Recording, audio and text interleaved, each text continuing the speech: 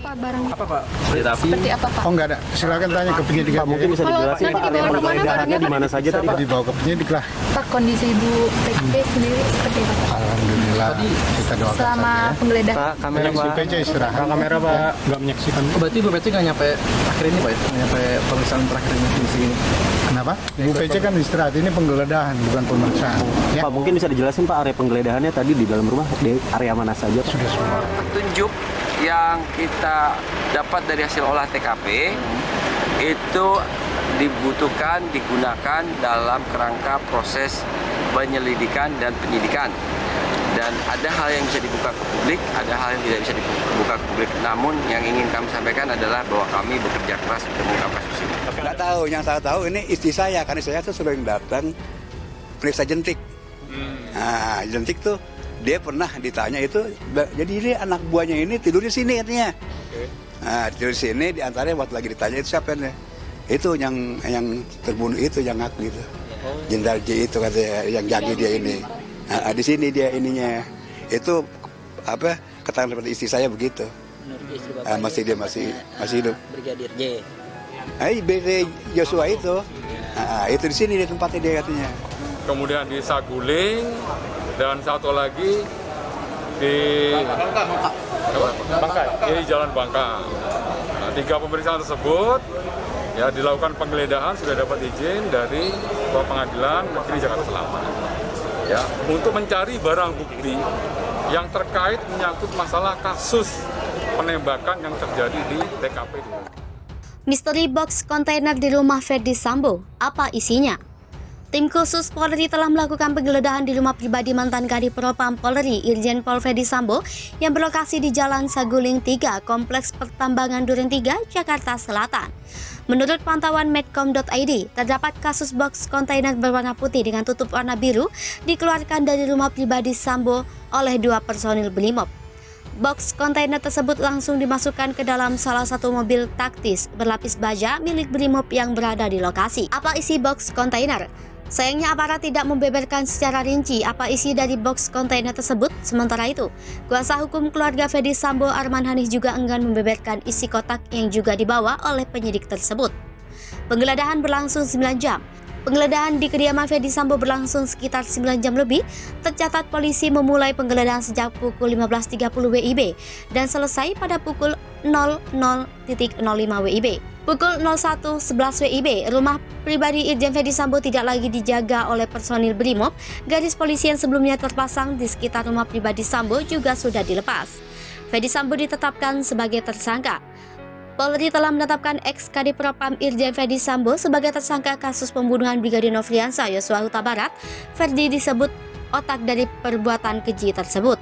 Agus menegaskan, Ferdi sebagai otak pembunuhan Brigadir J. Ferdi dijerat dengan pasal 340 subsidiar, pasal 338, junto pasal 55 dan 56 KUHP. Baradae tersangka alur kasus Brigadir J sekejap berubah dari membela diri jadi dugaan pembunuhan berencana. Tim khusus bentukan Kapolri Jenderal Listio Sigit Prabowo terus mengusut insiden tembak-menembak sesama polisi yang menewaskan Nofriansah Yosua Huta Barat alias Brigadir J. Tanya-tanya besar yang melingkupi kematian Brigadir J di rumah dinas Irjen Ferdi Sambo itu pun sedikit demi sedikit memudar dengan ditemukannya sederet fakta baru. Bahkan, temuan-temuan dari tim sus seolah mengubah rangkaian atau proses kejadian di balik tewasnya Brigadir J di rumah singgah Irjen Ferdi Sambo. Setidaknya ada beberapa hal yang berubah dalam alur insiden berdarah ini. Satu diantaranya mengenai baku tembak. Kombes Budi Haryadi Susianto yang kala itu menjabat sebagai Kapolres Metro Jakarta Selatan sempat menyatakan tewasnya Brigadir J karena terlibat baku tembak dengan Baradae. Aksi baku tembak Bak Koboi ini berlangsung di rumah singgah Irjen Ferdi Sambo di Komplek Polri Duren 3 Jakarta Selatan. Kala itu disampaikan berdasarkan hasil olah tempat kejadian perkara, Brigadir J memegang senjata jenis HS-16 yang tertinggal 9 peluru di magazinnya, artinya dia memuntahkan 7 peluru. Sementara Baradae menggunakan senjata Glock 17 dengan magazin maksimum 17 butir peluru. Tetapi, dalam baku tembak itu hanya Brigadir J yang mengalami luka atau tertembak, sedangkan Baradae bersih atau tak terluka sedikit pun. Kemudian, baku tembak itu pun disebut karena Brigadir J panik setelah aksi percobaan pelecehannya terhadap istri Irjen Ferdi Sambo gagal. Dia menembak Baradae yang saat itu menghampiri Putri Chandrawati karena berteriak. Artinya, Brigadir J memulai dengan Baradae hanya melakukan pembelaan diri. Rangkaian kejadian ini seolah terbantahkan saat Baradae ditetapkan sebagai tersangka, sebab tim sus justru menyebut tewasnya Brigadir J karena dibunuh. Di kasus ini, tim sus mempersangkakan Baradae dengan pasal 338 KUHP tentang pembunuhan contoh pasal 55 dan pasal 56 KUHP. Ini artinya, kasus pembunuhan Brigadir J yang terjadi hampir 1 bulan lalu di Tenggarai tak dilakukan Baradae seorang diri. Diduga masih ada pihak lain terlibat kasus yang menyedot perhatian publik ini, termasuk soal aksi bela diri. Dengan hasil penyidikan sementara, tim sus membantah semua dugaan. Saksi kunci tanya itu, temuan tim sus juga menepis mengenai CCTV yang menjadi saksi kunci untuk mengungkap pembunuhan Brigadir J. Di awal penyelidikan, Kombes Budi Herdi mengatakan seluruh CCTV di lokasi kejadian rusak, bahkan sejak 2 minggu sebelum insiden berdarah itu terjadi, sehingga pihaknya kesulitan untuk mengungkap kasus tersebut. Tetapi, Kapolri Jenderal Listio Sigit itu justru seolah membantah pernyataan itu. Dia menyatakan ada upaya sengaja merusak atau menghilangkan saksi kunci tersebut. Jenderal Bintang 4 ini tegas menyebut sudah mengetahui penyebab dibalik semua itu. Bahkan, identitas pelaku penghilang dan perusak CCTV sudah dikantongi. Menurutnya, tim khusus yang dibentuknya sudah mengantongi identitas pelaku, bahkan sudah dimintai keterangan perihal aksi tersebut. Tapi, Kapolri tak menyampaikan siapa pelakunya secara gamblang. Dia hanya menyebut oknum itu akan diproses sesuai dengan peraturan yang berlaku. Dugaan terorganisir dengan teman-teman fakta itu sehingga memunculkan dugaan pembunuhan Brigadir J dilakukan secara terorganisir. Terlebih, Kapolri pun menyebut ada 25 anggotanya yang sudah diperiksa Inspektorat Khusus. Buntu tewasnya Brigadir J, bahkan 3 diantaranya berpangkat Brigadir Jenderal atau Bintang 1. Kemudian, ada juga 5 Kombes, 3 AKBP, 2 Kompol, 7 Panma, dan 5 Bintara, serta Tamtama. Puluhan personil polisi yang diperiksa itu disebut dari berbagai satuan. Selain itu, Kapolri juga menyatakan sudah menyeret 4 anggotanya untuk ditempatkan ke tempat khusus. Sayangnya, Sigit tak menjelaskan secara merinci identitas 4 anggotanya itu. Dia hanya menyatakan akan menindak tegas siapapun yang terlibat. Ketegasan Kapolri juga ditunjukkan dengan mutasi 25 anggotanya itu. Dari data yang didapat, baru ada 10 orang yang diduga terlibat di rangkaian kasus Brigadir J yang dimutasi.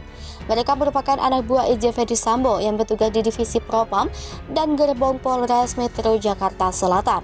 Mutasi itu tertuang dalam surat telegram rahasia nomor 1686/8/skip/2022 tertanggal 4 Agustus 2022. Para anak buah Irjen Ferdi Sambo yakni Brigjen Hendra Kurniawan, Brigjen Beni Ali, Kombes Denny Setia Nugraha, dan Kombes Agus Nurpatria. Kemudian Kompol Cuk Putranto, Kompol Baikuni Wibowo, dan AKBP Arif Rahman Arifin, termasuk Irjen Ferdi Sambo. Sementara Gerbong Polres Metro Jakarta Selatan yang dimutasi yakni Kasat Reskrim AKBP Ridwan Reki Nelson Saplanit dan Kanit 1 Satreskrim AKP Rifaizal Samuel. Mereka semua dipindah tugas ke bagian Yanma Polri. Kadif Humas Polri Irjen Dedi Prasetyo menyatakan dalam perintah Kapolri, mereka semua dimutasi dalam rangka pemeriksaan oleh tim sus dan irsus, tujuannya mencari dugaan keterlibatannya.